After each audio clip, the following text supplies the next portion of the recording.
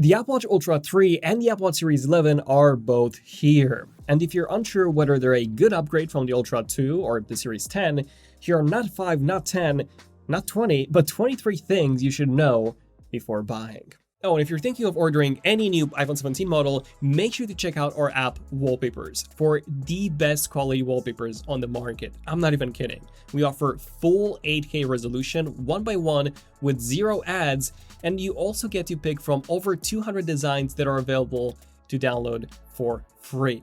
Link down below. First off, let's start with the Apple Watch Ultra 3. And this is a long overdue upgrade, since last year we didn't actually get a new Apple Watch Ultra. We only got a new black finish for the Ultra 2, so technically this is a 2-year upgrade. So the first thing you should know is that the Ultra 3 gets a big display upgrade, adopting the new LTPO3 panel from last year's Apple Watch Series 10. It's a wide-angle OLED that offers 40% better viewing angles, which are especially noticeable when the watch is in its always-on mode. Speaking of the always-on mode, this upgrade also allows the Ultra 3's display to update every second when an always-on, enhancing some of the already existing watch faces. And we also get a new watch face called the Waypoint watch face that dynamically shows you points of interest in relation to where you are. Although this will actually be available on the Ultra 2 and the Ultra 1 via watchOS 26 as well. Number 4, the Ultra 3 also finally gets slimmer bezels, as the current ones were still unchanged since the very first Ultra came out in 2022. This also means that the new Ultra 3 will have the largest display on any Apple Watch ever. At number 5, we have 5G. This will offer higher speeds than the current 4G LTE connectivity, but I'm not entirely convinced that a watch needs 5G speeds to begin with. Perhaps it may lead to better coverage on connectivity. And that would be from the newly redesigned radio and antenna, as according to Apple, the new Apple Watch Ultra 3 could have up to double its signal strength. But my favorite addition is number 7, satellite connectivity, which is ideal for when you go off-grid, especially given that the Ultra watches were built exactly for this. So just like the iPhone 14 series and newer, it now supports emergency SOS messaging via satellite. The Ultra 3 also includes a larger battery, going up from 36 hours on the Ultra 2 to 42 hours. That's a 16% upgrade in battery life, which was already fantastic on the Ultra 2. And because it lasts 6 hours longer, I'm also assuming that maybe it's also got a bigger battery, since the chip is as more efficient as the S9 inside the Ultra 2. Which is a bit strange, as if you look specifically at their tech spec pages,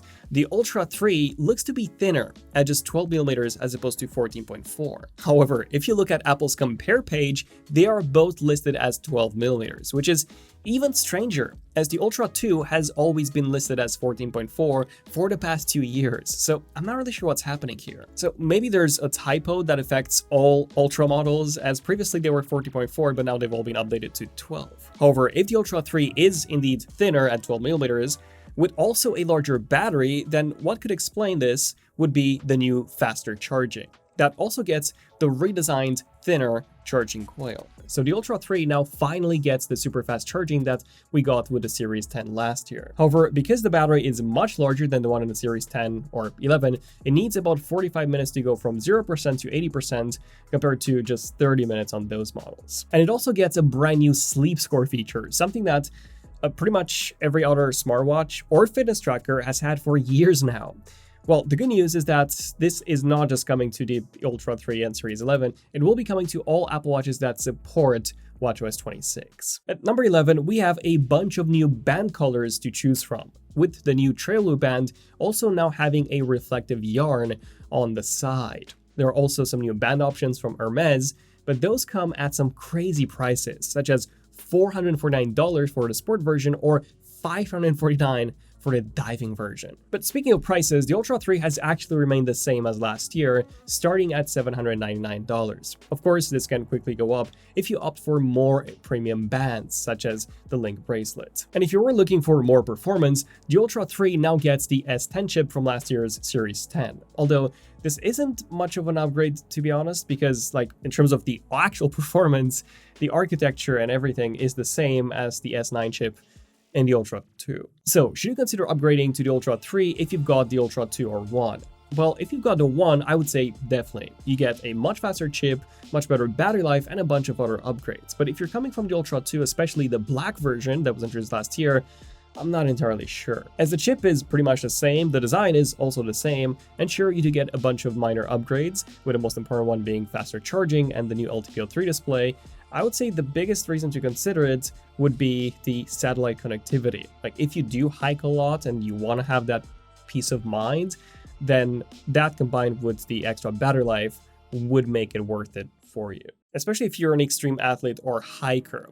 But for those of us who are not extreme athletes or hikers, there's the new Apple Watch Series 11. While the display remains unchanged, it does get a brand new Apple-designed ceramic coating that bonds to the glass at an atomic level. And this makes the display 2 times as scratch resistant as the previous Apple Watch Series 10. And thanks to that new 5G modem that's inside the Series 11 as well, we also get improved battery life as that modem is also more power efficient. Apple is now quoting 24 hours of battery life as opposed to 18 on every single standard Apple Watch model that came before it. And the battery life in low power mode also gets bumped from 36 hours to now 38. We also have 2 new watch faces inspired by liquid glass on watchOS 26. These are called Flow and Exactograph, which will come to all watches that support watchOS 26. And the new Apple Watch Series 11 can also notify the user if it detects signs of hypertension, also known as high blood pressure. This automatically works in the background and alerts the user after 30 or so days of wearing the Apple Watch. Fun fact, however, this new feature is also coming to the Series 9,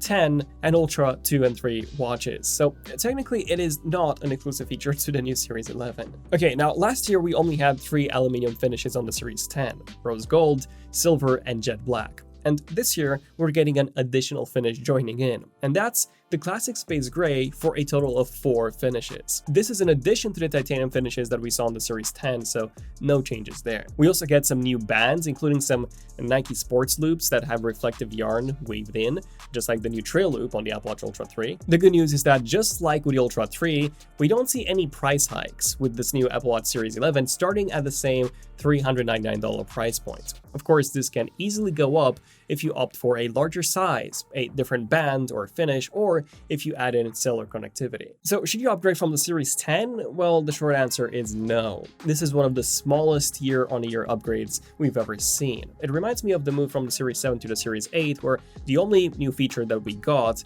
was the temperature sensing. So what do you get if you actually upgrade from the Series 10 to the 11? Well, you get a bit more battery life and a more scratch-resistant screen, which is very underwhelming. And by the way, Apple also mentions that this new watch is the thinnest Apple Watch ever at 9.7mm, although that's exactly the same as the Series 10, so it's not anything thinner. Honestly, I would only recommend upgrading if you're coming from a Series 8 or lower, so that you get the bigger screen and the faster charging. Now, there was one more watch that was announced, and that was the Apple Watch SE 3. And this is actually a very decent upgrade over the previous 2nd Gen SE, as it comes with some great features taken from previous Apple Watches. It gets the latest S10 chip, an always-on display, wrist temperature sensing from the Series 8, and also media playback through its built-in speaker. The battery life is also the same at 18 hours, and it finally gets fast charging. Although it's not the super fast charging from the Series 10 and above, it's the faster charging that was introduced with the Series 7. This takes around 45 minutes to go from